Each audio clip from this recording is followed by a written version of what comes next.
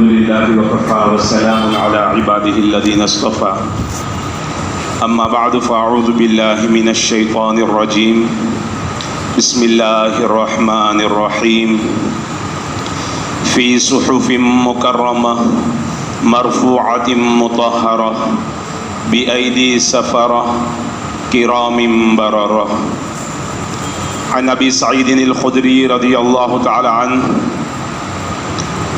في بناء المسجد قال: كنا نحمل لبنة وعمار لبنتين فرآه النبي صلى الله عليه وسلم فينفذ التراب عنه ويقول: ويح عمار تقتله الفئة الباغية يدعوهم إلى الجنة ويدعونه إلى النار، أو كما قال عليه الصلاة والسلام. صدق الله العظيم وصدق رسوله النبي الأمي الحبيب الكريم ونحن على ذلك لمن الشاهدين والشاكرين والحمد لله رب العالمين.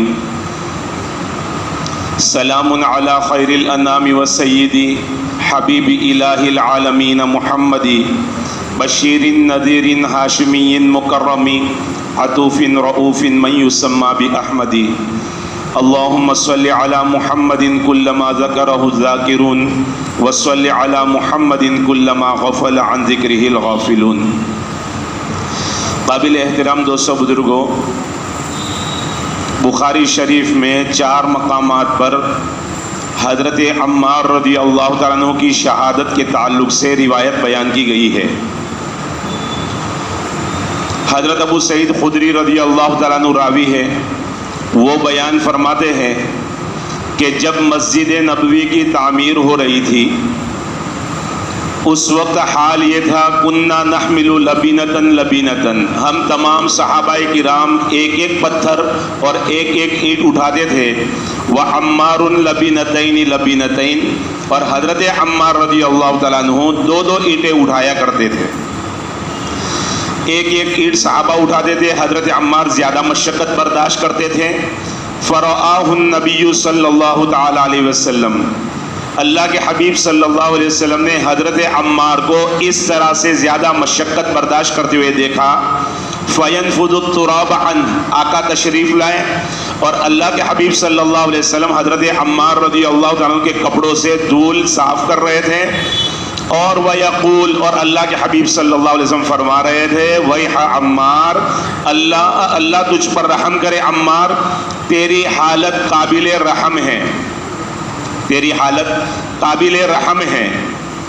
تقتلہ الفئۃ الباغیہ، تجھے ایک باغی گروہ قتل کرے گا. یدعوہم الی الجنہ، تو ان کو جنت کی طرف بلا رہا ہوگا. وَيَدْعُونَهُ إِلَى النَّارِ، اور وہ لوگ تجھے دوزخ کی طرف بلا رہے ہوں گے. یہ روایت ہے جس روایت کی بنیاد پر ساری باتیں کھڑی ہوئی ہیں. اب اس مسئلے کو حل کرتے ہیں. دراصل یہ روایت بخاری شریف میں ہے، اور بخاری شریف کی اوریجنل جو کاپیاں ہوتی ہیں نا، بعض مرتبہ جیروکس میں کوئی گڑبڑی ہوتی ہے تو ہم سے اوریجنل مانگا جاتا ہے. اصلی جو کتابیں ہیں بخاری شریف کی وہ 6 کتابیں ہیں. امام بخاری رحمۃ اللہ علیہ سے ان کے شاگرد نے اس کو لکھا اور نقل کیا. ان کا نام، جو 6 بزرگ ہیں نا، ان کا نام ہے محمد بن یوسف الفربری. یہ پہلے بزرگ ہیں جنہوں نے امام بخاری رحمۃ اللہ علیہ سے حدیثیں سنی اور لکھی. پھر ان بزرگ سے ان کے شاگرد نے عبداللہ بن احمد نے پھر بخاری شریف لکھی، انہوں نے اپنے حساب سے لکھی. یہ دوسری ہو گئی. تیسرے بزرگ ہیں ابو ذر عبداللہ بن احمد. چوتھے بزرگ ہیں ابو ولید سلیمان بن خلف الباجی. پانچویں بزرگ ہیں ابو علی حسین بن محمد. اور چھٹے بزرگ ہیں محمد بن یوسف بن سعادہ. یہ 6 بزرگ ہیں جنہوں نے اپنے استاد سے، امام بخاری سے ان کے شاگرد نے، ان کے شاگرد سے ان کے شاگرد نے، اس طرح سے جو ہاتھ سے کتابیں لکھی وہ قدیم نسخے، پرانے نسخے اور اوریجنل کاپیاں کہی جاتی ہیں. وہ 6 کتابیں ہیں. بخاری شریف کی 6 کاپیاں ہیں. اب یہ بات بیان کرنے کی کیوں ضرورت پڑی اس کو ہم آگے سمجھتے ہیں. یہ محمد بن یوسف بن سعادہ جو ہے اس بزرگ کی آج بھی کتاب چل رہی ہے. پہلے بزرگوں کی کتابیں اب یا تو میوزیم کے اندر رہ گئی یا پھر دنیا سے ناپید ہو گئی. اب یہ جو بخاری شریف چل رہی ہے آج کے دور میں دو طرح کی بخاری ہیں. ایک یہ ابن سعادہ کی بخاری ہے اور ایک بخاری سلطانیہ ہے. ایک بادشاہ گزرے ہیں, لمبا واقعہ ہے, آج مضمون کو ختم کرنے کی کوشش ہے, لہذا ہم واقعات میں نہیں جائیں گے. اس بادشاہ نے اپنی نگرانی میں بخاری شریف لکھوائی تھی, لہذا اس کو نسخہ سلطانیہ کہا جاتا ہے. یہ دو نسخے بخاری شریف کے آج امت کے پاس موجود ہے. اب یہ ابن سعادہ کا جو نسخہ ہے وہ اوریجنل کاپیوں میں سے ہے, اوریجنل نسخوں میں سے ہے. ابن سعادہ کے نسخے کے اندر تقتلہ الفئۃ الباغیہ, عمار کو باغی گروہ قتل کرے گا, یہ لفظ ہے ہی نہیں. آپ بات کو سمجھیے, یہ علمی بات ہے اگرچہ, لیکن عام زبان میں حد الامکان کوشش کی ہے کہ زیادہ سے زیادہ عام زبان میں لایا جائے تاکہ ہر ساتھی سمجھ سکے. اب جب اوریجنل کاپی کے اندر یہ لفظ نہیں ہے تو ظاہر سی بات ہے کہ پھر بکھیڑا کھڑا کرنے کی ضرورت ہی نہیں ہے, باغی گیروں کے بارے میں کوئی زیادہ بات کرنے کی ضرورت نہیں ہے. لیکن اللہ والوں نے, ہمارے علماء کرام نے امانت داری اور دیانت داری کے ساتھ ساری باتوں کو لکھا ہے. لہذا اب ہم حضرت عمار رضی اللہ عنہ کی شہادت کے تعلق سے تین باتیں سمجھتے ہیں. پہلی بات تو یہی جو چل رہی ہیں, اب اس میں 6 قدیم جو نسخے ہیں, پرانے نسخے ہیں, اس میں آپ دیکھیں گے کسی نسخے میں, وہ بھی آج الحمدللہ نیٹ پر وہ کتابیں موجود ہے, نیٹ پر وہ 6 کی 6 کتابیں موجود ہے اللہ کے فضل سے. بہرحال کسی نسخے کے اندر آپ کو یہ جملہ بالکل نہیں ملے گا. کسی نسخے کے اندر جملہ لکھا ہوا ہے لیکن حدیث میں نہیں ہے. وَيْحَ عَمَّارْ يَدْعُوهُمْ إِلَى الْجَنَّةِ وَيَدْعُونَهُ إِلَى النَّارِ لکھا ہوا ہے. پھر وہاں اشارہ کر کے حاشیہ کہتے کنارے کو. جو حضرات علماء کرام ہیں یا جو کتابیں پڑھے ہوئے ہیں, بڑی کتابیں, وہ اچھی طرح سمجھ سکتے ہیں. کتاب کے چاروں طرف سائڈ میں ہے نا, چھوٹے چھوٹے حروف میں کچھ باتیں لکھی ہوئی ہوتی ہیں, ان کو حاشیہ کہا جاتا ہے. حاشیے کے اوپر وہ بات تقتلہ الفئۃ الباغیہ لکھا ہوا ہے. مطلب یہ ہے کہ وہ اصلی حدیث نہیں ہے, یہ حدیث کے جملے نہیں ہیں. اور کسی نسخے کے اندر کیا کیا ہے, بریکٹ کے اندر لکھا ہے, بین القوسین یعنی بریکٹ میں لکھا ہے. یہ اشارہ بھی اس بات کا ہے کہ یہ اوریجنل بات نہیں ہے, اللہ کے حبیب صلی اللہ علیہ وسلم کا فرمان نہیں ہے. اور جہاں بریکٹ میں لکھا ہے بالکل اسی کے نیچے, اسی سطر کے نیچے چھوٹے سے حروف کے اندر لکھا ہوا ہے ساقط عند ابی ذر والاسیلی. یہ 2 بڑے بزرگ گزرے. ابو ذر جو تیسرے نمبر کے بزرگ ہے بخاری شریف لکھنے والے, ان کے تعلق سے لکھا ہے کہ حضرت ابو ذر کی نگاہ میں اور اسیلی کی نگاہ میں یہ ساقط ہیں, یعنی یہ حدیث کا لفظ نہیں ہے. اب جب حدیث کا لفظ نہیں ہے تو پھر باقی گیرو کون ہیں, باقی جہنم میں جائے گا, ان باتوں کی طرف جانے کی فی الحال ضرورت نہیں ہے. آگے 3 باتوں میں سے ایک بات آئے گی. ہمارے علماء نے بڑی دیانت داری کے ساتھ ساری باتیں لکھی ہے. اب سوال یہ ہے کہ جب یہ جملہ حدیث شریف میں نہیں ہے, یہ جملہ اللہ کے حبیب صلی اللہ علیہ وسلم نے بیان نہیں فرمایا, تو پھر کس نے یہ جملہ بڑھایا؟ اس جملے کو حدیث کی کتاب میں اور اس حدیث کے اندر کس نے بڑھایا؟ تو کتابوں کا مطالعہ کرنے پر ہمیں ایک بندے کا نام ملتا ہے جن کا نام اکرمہ ہے. یہ اکرمہ کون ہے؟ یہ اکرمہ حضرت عبداللہ ابن عباس رضی اللہ عنہما کے مولا اور غلام ہیں. یہ غلام تھے حضرت عبداللہ ابن عباس رضی اللہ عنہما کے. ان کی روایت میں یہ جملہ پڑا ہوا ہے. کچھ باتیں علم سے تعلق رکھے گی, اس لیے آج تھوڑا سا درگزر کر لیجئے گا. بہرحال یہ بندے ہیں جنہوں نے, یہ راوی ہے جنہوں نے یہ جملہ پڑھایا ہے کہ تقتلہ الفئۃ الباغیہ کا جملہ انہوں نے کہا ہے. فتح الباری بخاری شریف کی سب سے پہلے جو شرح لکھی گئی وہ فتح الباری ہے. علامہ ابن حجر اسقلانی رحمۃ اللہ علیہ نے لکھی ہے. فتح الباری میں علامہ ابن حجر رحمۃ اللہ علیہ فرماتے ہیں کہ حضرت ابو سعید خدری رضی اللہ تعالیٰ عنہ فرماتے ہیں کہ میں نے اللہ کے حبیب صلی اللہ علیہ وسلم کی مبارک زبان سے تقتلہ الفئۃ الباغیہ کا لفظ نہیں سنا. جنہوں نے اس روایت کو بیان کیا یہی صحابی ہے. اسی صحابی کی حدیث کو بخاری شریف میں 4 جگہ پر بیان کیا گیا. یہ صحابی خود فرماتے ہیں انہوں نے آنکھوں دیکھا حال بھی بیان کیا. ہم 1 اینٹ اٹھاتے تھے, حضرت عمار 2 اینٹیں اٹھاتے تھے. آقا صلی اللہ علیہ وسلم نے ان کا حال دیکھا, خود آقا مٹی جھاڑ رہے تھے حضرت عمار کے کپڑوں سے اور یوں فرما رہے تھے. خود حضرت بیان کر رہے اور کیا فرما رہے, یہ جملے میں نے آقا صلی اللہ علیہ وسلم سے نہیں سنے. فیض الباری دوسری ایک بخاری شریف کی شرح ہے, اس کے اندر لکھا ہے یدعونہ الی النار سے مراد کفار قریش ہے.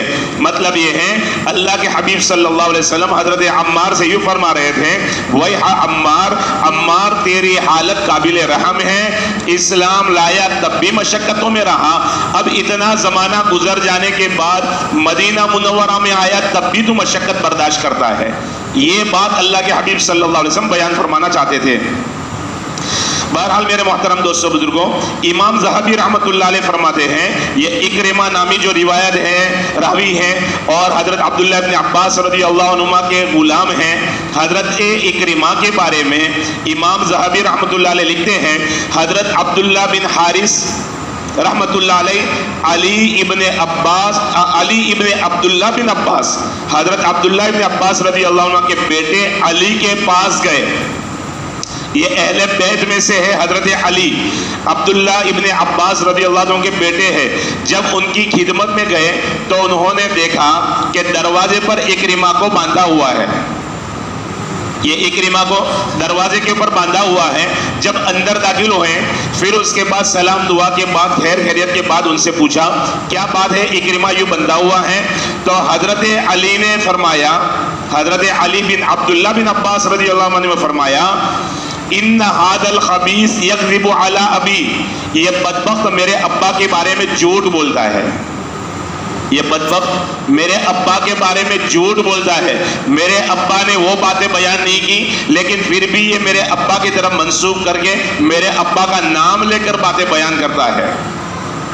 یزید بن زیاد رحمت اللہ علیہ فرماتے ہیں کہ میں ایک مرتبہ حضرت علی کے پاس گیا, یہی حضرت علی ہے, عبداللہ ابن عباس کے بیٹے ہیں.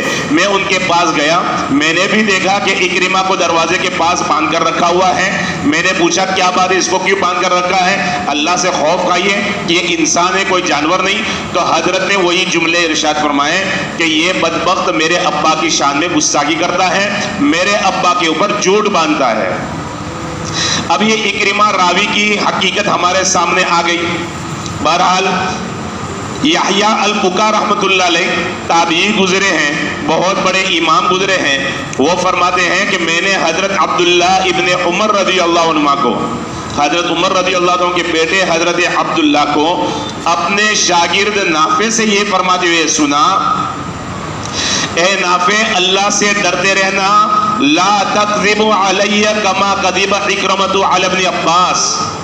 اے نافع میرے تعلق سے کوئی جھوٹ بات نہ گڑنا جس طرح سے اکرمہ نے حضرت عبداللہ ابن عباس رضی اللہ عنہ کے بارے میں جھوٹ گڑا ہے. پتا چلا اکرمہ سے یقیناً غلطی ہوئی ہے, انہوں نے کوئی بات بڑھا کر گئی ہے جس کی وجہ سے حضرت عبداللہ ابن عمر رضی اللہ عنہ بھی اپنے شاگرد کو یوں نصیحت فرما رہے ہیں. اب آپ حیران ہوں گے کہ یہ سب کیا ماجرا ہے. دراصل معاملہ یہ ہے امت کے اوپر ایک دور ایسا گزرا ہے, امت کے اوپر ایک دور ایسا گزرا ہے کہ لوگوں نے اپنی طرف سے باتوں کو بنا بنا کر حدیث کا نام دے کر حدیث کی کتابوں میں گھسا دیا ہے. اس لیے آج بھی حدیث کی کتابوں میں آپ کو یہ بات ملے گی کہ یہ موضوع حدیث ہے. موضوع حدیث کا مطلب یہ ہے کہ وہ حدیث نہیں ہے, حدیث کے نام پر اس کو گڑھا گیا ہے, اس کو بنایا گیا ہے. آج بھی سینکڑوں کتابوں کے اندر آپ کو سینکڑوں روایتیں ایسی ملے گی کہ وہ موضوع حدیث ہے. بہرحال ہمارے علماء اتنے دیانتدار رہے, محدثین اتنے دیانتدار رہے, ان کو پتا تھا یہ موضوع ہے, لیکن سلسلہ چلتا آیا تو اس کو کتاب میں جگہ دی, لیکن صاف طور پر کہہ دیا کہ یہ حدیث گڑھی ہوئی ہے. ایک دور چلا ہے. اتنا ہی نہیں، ہمارے قرآن کریم کی تفسیروں میں بھی باتیں ملائی گئی، حدیث کی کتابوں میں بھی باتیں ملائی گئی، اولیاء اللہ کی باتوں میں بھی باتیں ملائی گئی ہیں. وہ ایک لمبا موضوع ہے، اور مستقل علماء کرام نے کتابوں کے حوالے دے کر کن کن کتابوں میں کن کن جگہوں پر کیا کیا گھسایا گیا وہ ساری باتیں بیان کی ہیں. تو بات ہمیں یہ سمجھنی ہے، امت کے اوپر ایک دور ایسا بھی گزرا ہے کہ لوگوں نے کیا سے کیا باتیں بنا کر حدیث کا نام دے کر اس کو گھسا دیا ہے. یحییٰ بن معین رحمۃ اللہ علیہ یہ اسماء الرجال کے راوی ہیں اور بڑے محقق ہیں. یہ اسماء الرجال وہ ہوتے ہیں کہ حدیث انہوں نے بیان کی، اب ان کے حالات کیا ہے، وہ واقعتاً اس قابل ہے کہ ان سے حدیث لی جائے یا اپنی زندگی کے اندر جھوٹ بولتے ہیں، کسی کا حق دباتے. یہ مستقل ایسے علماء کرام گزرے ہیں جنہوں نے اسماء الرجال پر یعنی راویوں کے ناموں پر تحقیق کی اور ان کی زندگی کے بارے میں پڑھ کر انہوں نے فیصلہ کیا کہ یہ بندہ معتبر ہے، یہ بندہ کمزور ہے، اس کی بات نہ لی جائے، اس کی بات کے لیے دوسروں کی تائید کی ضرورت ہے. یہ ایک مستقل موضوع ہے. بہرحال حضرت یحییٰ بن معین رحمۃ اللہ علیہ فرماتے ہیں معلّہ بن عبد الرحمن کو موت کے وقت میں استغفار کرنے کو کہا گیا. معلّہ بن عبد الرحمن موت کا وقت تھا، حضرت یحییٰ بن معین نے استغفار کرنے کو کہا تو معلّہ نے ایک جملہ کہا. وہ کیا کہا؟ انی لا ارجو ان یغفر لی، مجھے میری مغفرت کی امید نہیں ہے. قد وضعت فی فضل علی 70 حدیثا، اس لیے کہ میں نے میری زندگی میں وہ جرم کیا ہے، حضرت علی کے فضائل میں نے 70 یعنی 70 حدیثیں گھڑی ہے. میں نے اتنا بڑا پاپ کیا ہے. موت کے وقت میں تو اچھے اچھوں کی عقل ٹھکانے آ جاتی ہیں، لہذا وہ کیا کہہ رہے ہیں کہ مجھے اپنی مغفرت کی کوئی امید نظر نہیں آتی. پتہ چلا اس زمانے میں حدیثیں گھڑی جاتی تھی. اس بات کو اور اچھی طرح سمجھتے ہیں حضرت امام بخاری رحمۃ اللہ علیہ نے اپنے بالکل نوجوانی کے عالم میں ایک خواب دیکھا. خواب یہ دیکھا کہ رحمت دو عالم صلی اللہ علیہ وسلم آرام فرما رہے ہیں، امام بخاری رحمت اللہ علیہ پنکھا جھیل رہے، مکھیاں اڑا رہے، جبکہ انبیاء علیہ السلام کے بدن مبارک کے اوپر کبھی کوئی مکھی نہیں بیٹھی، کوئی مکھی نہیں بیٹھی، کیونکہ مکھی کبھی گندگی پر بھی بیٹھتی ہے، اس لیے انبیاء علیہ السلام کے جسم پر وہ نہیں بیٹھی. لیکن خواب یہ دیکھ رہے ہیں کہ اللہ کے حبیب صلی اللہ علیہ وسلم کے بدن مبارک کے اوپر سے مکھیوں کو اڑا رہے ہیں. بات سمجھ میں نہ آئی، اپنے استاد کے پاس گئے، تحقیق کی تو تعبیر یہ ملی کہ اللہ رب العزت اس سے بہت بڑا کام لیں گے کہ آج حدیثوں کے نام پر جو جھوٹی باتیں اللہ کے حبیب صلی اللہ علیہ وسلم کی طرف منسوخ کی گئی ہے، اللہ تجھ سے کام لے گا کہ تو اللہ کے حبیب صلی اللہ علیہ وسلم کی سچی سچی حدیثوں کو نکالے گا اور امت تک پہنچائے گا. بہرحال یہ ایک دور امت کے اوپر گزرا ہے اور اس طرح کی باتیں ہوئی ہے. اب اس قدر خلاصہ کر لینے کے بعد آگے کچھ کہنے کی ضرورت نہیں پڑتی. اس حدیث کی بات ہمارے سامنے آ گئی کہ اس حدیث میں تقتلہ الفئۃ الباغیہ یہ جملہ یقیناً بڑھایا گیا ہے، اللہ کے حبیب صلی اللہ علیہ وسلم نے بیان نہیں فرمایا. لیکن علماء کرام نے دو باتیں اور بھی بیان فرمائی ہیں. جیسے میں نے شروع میں کہا کہ ہم 3 باتیں شہادت عمار کے تعلق سے بیان کریں گے. ایک بات مکمل بیان ہو گئی، اب دوسری بات بیان کرتے ہیں. وہ یہ ہے جو بعض کتابوں میں یہ لکھا ہوا ہے کہ قاتل عمار ابو الغادیہ ہے، ابو الغادیہ قاتل عمار ہیں. تو اب سوال یہ ہے کہ ابو الغادیہ کون ہیں؟ یہ ابو الغادیہ بیعت رضوان کے صحابہ میں شامل ہے. بیعت رضوان کا لمبا واقعہ اللہ نے قرآن کریم کے اندر بیان کیا. جب عمرہ کرنے کے لیے جا رہے تھے، حدیبیہ پر مکہ والوں نے روک دیا. آقا صلی اللہ علیہ وسلم نے حضرت عثمان کو اپنی طرف سے سفیر بنا کر مکہ بھیجا. مکہ والوں نے افواہ اڑائی کہ حضرت عثمان کو شہید کر دیا. اللہ کے حبیب صلی اللہ علیہ وسلم نے ایک درخت کے نیچے بیٹھ کر تمام کے تمام صحابہ کرام سے بیعت لی تھی. اس بات پر بیعت لی تھی کہ ہم حضرت عثمان کے خون کا بدلہ لیں گے یا اپنی جانیں نچھاور کر لیں گے. یہ واقعہ اللہ نے قرآن کریم کے اندر بیان کیا ہے. یہ ان صحابہ میں سے ہے جنہوں نے بیعت رضوان میں حصہ لیا. اور بیعت رضوان کے بارے میں اللہ کے حبیب صلی اللہ علیہ وسلم کا فرمان ہے بیعت رضوان والے سارے صحابہ جنتی ہیں, دوزخ سے بالکل محفوظ ہے. اب یہاں پر دو باتیں ٹکراتی ہیں. ایک طرف ہے کہ قاتل عمار و سالبہ فی النار, حضرت عمار رضی اللہ عنہ کو قتل کرنے والا اور ان کے مال کو چھیننے والا وہ جہنم میں جائے گا. اور ادھر اللہ کے حبیب صلی اللہ علیہ وسلم کی مبارک زبان سے یہ خوشخبری اور بشارت ہے کہ بیعت رضوان میں شامل ہونے والے تمام صحابہ جنتی ہیں. اب آپ کیا کہیں گے اور کیسے فیصلہ کریں گے؟ بہرحال حضرت ابو الغادیہ رضی اللہ تعالیٰ عنہ بیعت رضوان کے صحابی ہیں. یہ جو کچھ کتابوں میں باتیں ملتی ہیں, شروع میں ہمارے سامنے بات آ گئی کہ وہ جملہ پڑا ہوا ہے تو اس کی بھی کوئی حقیقت نہیں رہتی. اب تیسری بات جو بیان کی جاتی ہے, تاریخ طبری کے اندر یہ لکھا ہوا ہے حضرت عمار رضی اللہ عنہ کہاں شہید ہوئے, کب شہید ہوئے, یہ اور بات تاریخ طبری کے اندر لکھی ہوئی ہے.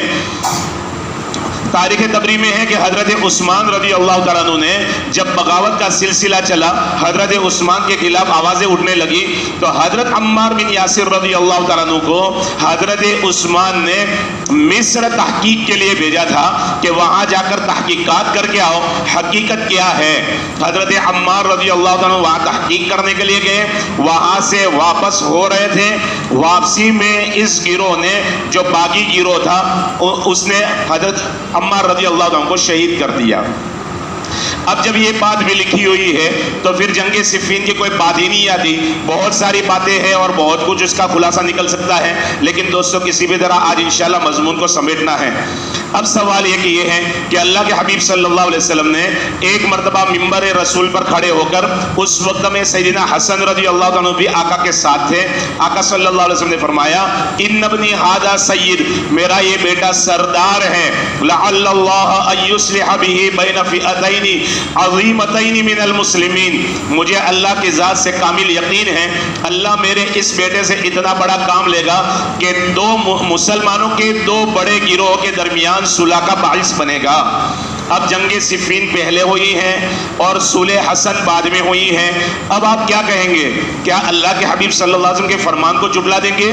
نعوذ باللہ, اگر آقا کے فرمان کے بارے میں کوئی شک آیا ہم ایمان سے ہاتھ دھو بیٹھیں گے. یہ ایک باتیں ہیں میرے محترم دوستوں بزرگوں جو کتابوں میں مذکور ہے, حدیث کی کتابوں میں لکھی ہوئی ہیں, لہذا میرے محترم دوستوں بزرگوں ان باتوں کو سمجھنے کی ضرورت ہے. اب آخری بات ہے, آخری بات یہ کہ اتنی ساری باتوں کے بعد 9 ہفتے ہو گئے, یہ 9واں ہفتہ ہے.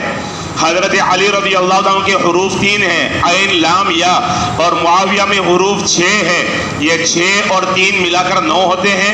ان دونوں بزرگوں کے ناموں کا لحاظ کرتے ہوئے 9 ہفتے تک اس سلسلے کو چلایا تاکہ کچھ تفصیل کے ساتھ ہمارے سامنے بات آ جائے. اب اگر میرے محترم دوستوں بزرگوں ان لوگوں سے کہنا منظور ہے اور ان لوگوں کو کہنا مقصود ہے جن کو اب بھی معاویہ برے لگتے ہیں, اب بھی معاویہ برے لگتے ہیں, تو وہ اپنی مسجدوں سے میناریں توڑ دے.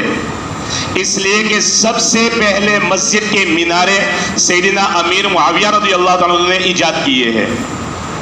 ایک روایت میں حضرت عمر بن خطاب رضی اللہ عنہ کے بارے میں ہے کہ حضرت عمر بن خطاب رضی اللہ تعالیٰ عنہ جب ملک شام جا رہے تھے تو امت الجندل پہنچے, وہاں ایک جامع مسجد کی تعمیر ہوئی, وہاں پر ایک چورس مینارہ بنایا گیا.